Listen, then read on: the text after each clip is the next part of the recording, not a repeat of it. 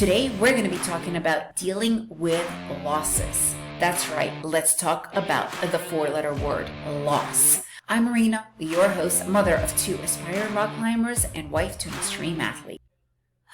Losses. What do we do about a loss? There's no possible way to go around this. This is one of the more devastating parts of it all, but it is also an absolute necessity. Okay? Losses strengthens your child. I don't care if you want to put another spin on it, but at the end of the day, a loss, especially if it's handled correctly, will strengthen your child. But it's what goes on in the house. I will go back to it. What is that conversation in the house? Because the conversation is completely part of what is going to go on and in their heads as well, right? How they are going to perceive it. Okay, because a loss, it's a given.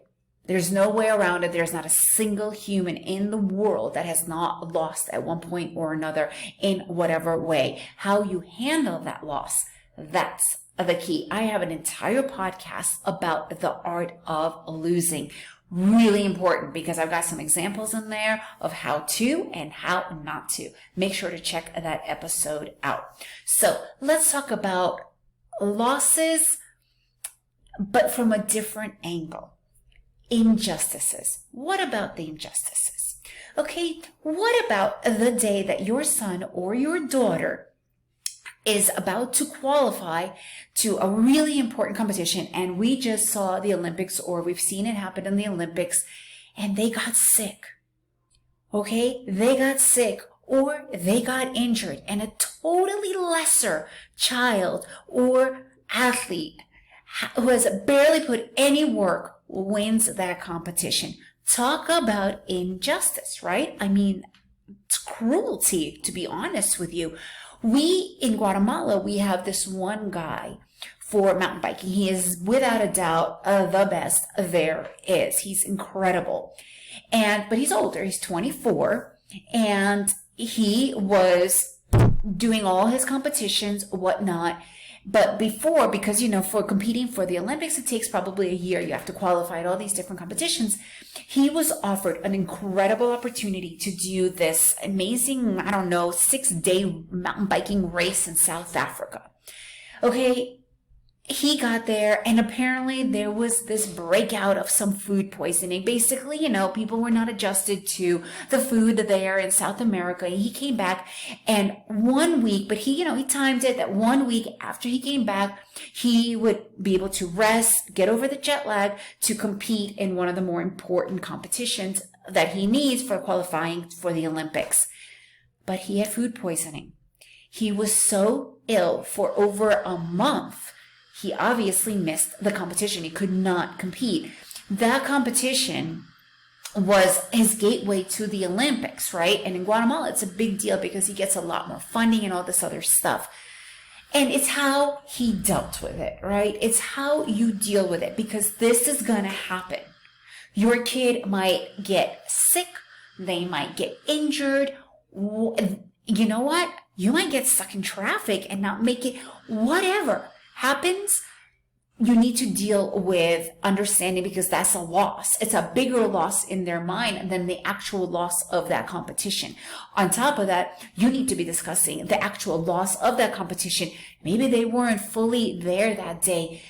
Maybe it was literally by a second. So my youngest son, they just had this recent competition. And in climbing, the way it works is you don't see your components. You don't know how they do until you've had your chance to go, right? And even then, you don't see the whole picture until the end. And you know.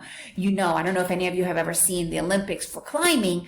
The guy that actually won the gold medal didn't even know he won the gold medal until the very, very, very end, after everybody's already gone. And they called him, and he was shocked because there's so many things going on. Anyways, so my youngest son, he's way above the majority of the people on his team. I'm not gonna, say it any other way. Not that it's a good thing. They're just their levels are a lot less. And because the routes were really easy, he was just enjoying himself. He was taking his time, just because he knew that he could do it. It was no problem. He knew that he was not going to fall. The other kid, who was a lot less than him, was really worried, and he was doing it much faster. And he finished eventually, but he he missed some stuff, but he was stumbling. It wasn't as flowing. But because he finished, it came down to the time. And my son came in second because of that. You need to be always on your very best. My son wasn't upset about it at all. He learned. That was also a thing, is how we talked about it at home, that we learn, even though you think you might be the best, you need to train and your performance needs to be the best, as if though you are going up against people way better than you. So it's all about the conversation that you have in the house. How are you discussing this with your house, right? This is something that is so important, is the discussion, to be completely aware of how to handle that situation, because you are the one that puts those ideas in their head. You are the one that puts those solutions in your head. You are the one that discusses with them how to be better, rather than focus on the loss, rather than focus, the injustice, how horrible it was that this kid lost to this kid. What's the point? How is that going to help? You need to know how to handle it. You need to be the role model in the situation, and they will follow. So it's about dealing with the losses. It's not about injustices. It's how to handle, learn, and move on. Because like I said in the beginning, losses strengthens you.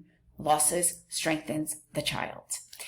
All right. I want to hear your stories about losses, how you guys deal with those losses. Please send them to me. Let me know how you guys manage. I'm really curious. Okay. Remember, it takes a strategic village to make this happen. I'm Marina, your host. I want to hear how you are doing it and how we could help and support you. And if you enjoyed this episode, please leave me a review and share it with your friends.